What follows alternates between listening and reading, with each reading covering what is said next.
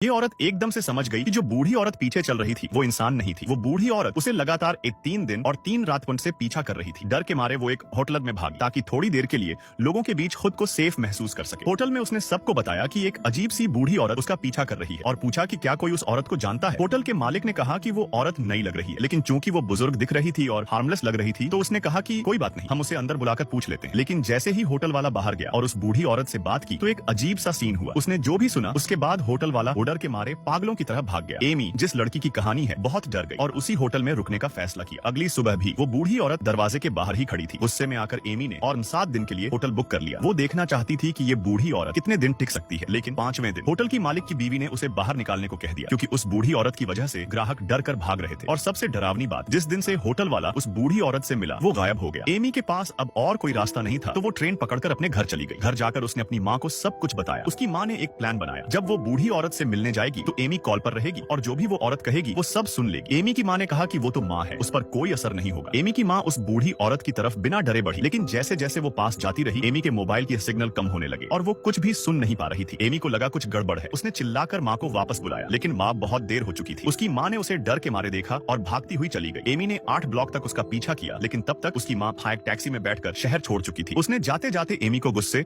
और नफरत भरी नजरों से देखा और फिर वो गायब हो गई। एमी को अब यकीन हो गया कि इस बूढ़ी औरत के पास कोई भयंकर अलौकिक शक्तिवान है। अब उसने आखिरकार हार मानकर डिपार्टमेंट ऑफ पैरानॉर्मल अफेयर्स, भूत प्रेत वाली सरकारी एजेंसी से मदद मांगी।